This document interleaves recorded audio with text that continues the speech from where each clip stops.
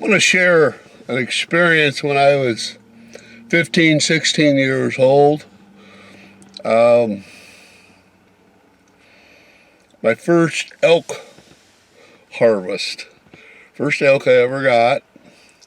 Was a kid there living in Grant County, Oregon, and my dad, Ray Rasmussen, loved to hunt elk over in the Ukiah, Oregon area. And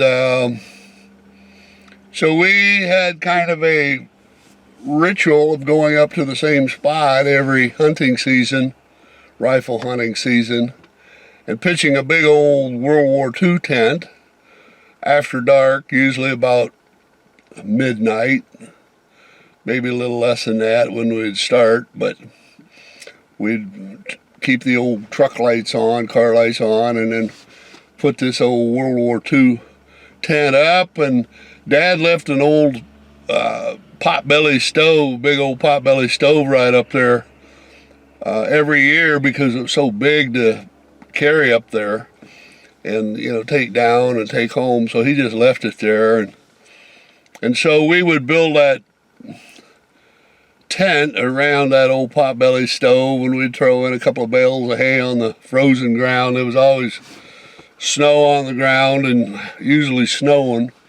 At least seemed like a lot of the time when we would pitch that tent in the middle of the night and get some food prepared for in the morning, get that old potbelly stove all fired up so we'd get warmed up, and then we'd be exhausted and head off to sleep and get a few hours sleep, get up before daybreak and head out to where we were going to set.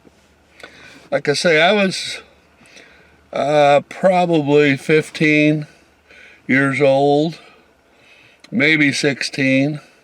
That'd be about 1960 time frame there in Grant County, Oregon. And no, that's not Grant County, but anyway, Ukiah. We were out of Ukiah, southeast area. And so anyway, I went out and set up on this open ridge.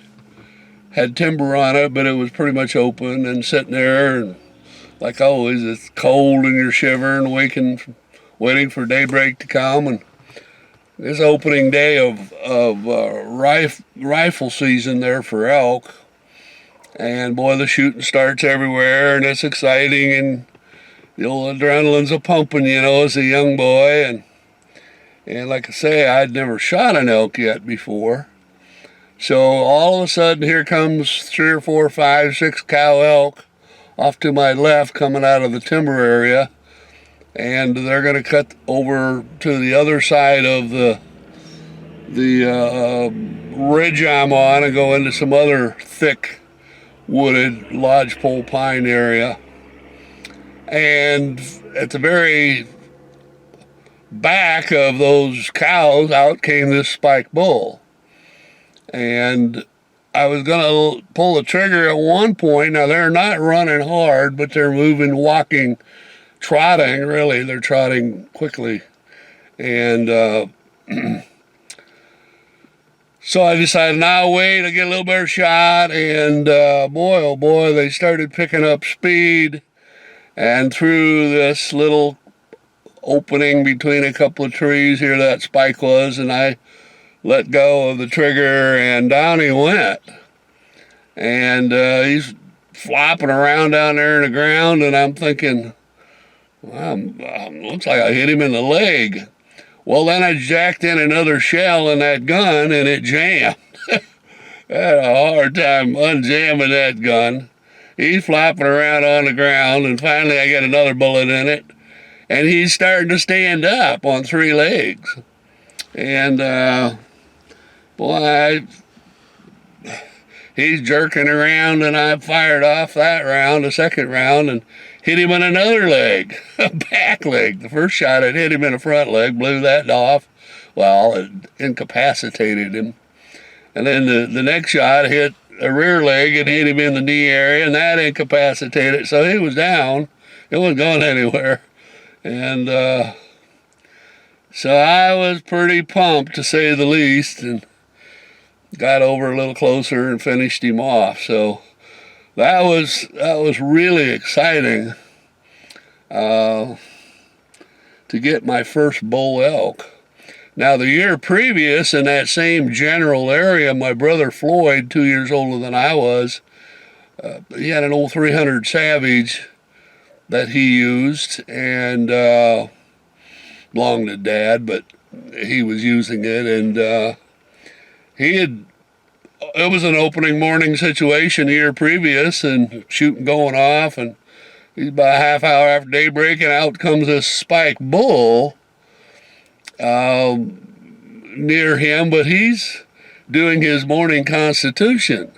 He's got his breeches down, his gun leaning up against the log, and he's doing his morning constitution, and this spike bull runs up, and he's moving pretty good, so my brother reaches over, grabs a rifle, and at about 30, 40 yards, he pops this spike bull. And so I heard the yelling over where I was at on my stand, same stand, but it wasn't that far away. I figured it was probably him or Dad shooting. That was the three of us, Floyd, myself, and then Dad. And so I went over there, and come to find out, Floyd had shot this spike bull with a lot of blood, but it didn't lay down. And so we started taking off after that bull elk, the three of us, and there was 3, 4, 5 inches of snow on the ground, so it was easy to follow the blood trail. And we followed that blood trail a couple of miles, followed that elk, and boy, there was shooting going on all over. And we finally walked upon where somebody intersected that elk track, and the blood trail was blood spraying and off.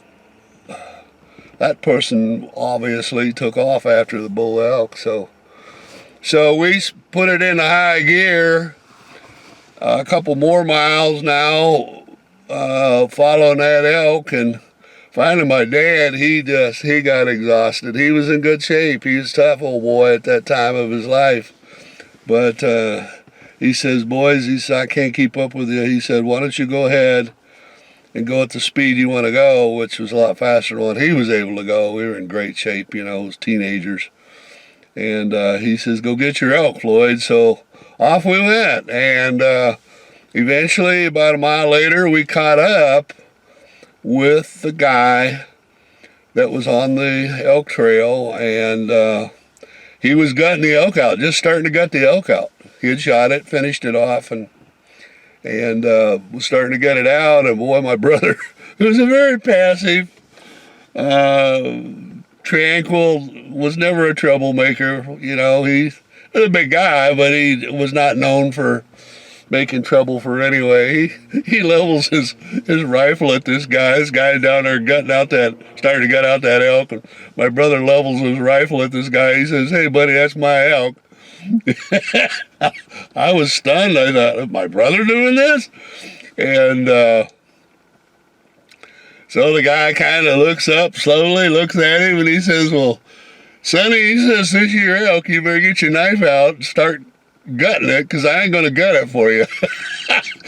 So okay. And so the guy did help my brother and I harvest the deer, and guy was really nice about it. He actually even said, I'll help you carry it out. Man, we were way back in the middle of nowhere in a lodgepole, pine thickets, and so the guy did. He helped us carry it out, and we got it out near a road several hours later, and Dad had caught up with us, and so we ended up offering the guy half the elk just because he, helped with it and was so kind. And the guy at first didn't want to take it. He said, no, it's your elk. But then after a while, my dad coerced him into, no, he said, you were so nice and kind. You didn't have to help carry it out, but you did, so I'm going to make it worth your while. So that was, the year previous. And so my brother got his first elk that year, and I was probably about 14, 15 years old at that time. And so I used a borrowed gun my dad had. I think it was an old 32 Remington, I don't remember now. We just didn't have the money. My dad had two guns. He had the old 300 Savage, and he got a 358 Winchester for himself, which was a little heavier duty gun. And that 300 Savage didn't have nearly the power to put down elk. It would kill an elk, but it wouldn't put it down. Bullet would not penetrate both sides of that elk. Oftentimes, a bullet would mushroom inside the elk, which happened with that elk. And so, anyway, that's aside from all of that. So that's the first two elk my brother and I ever got growing up in eastern Oregon.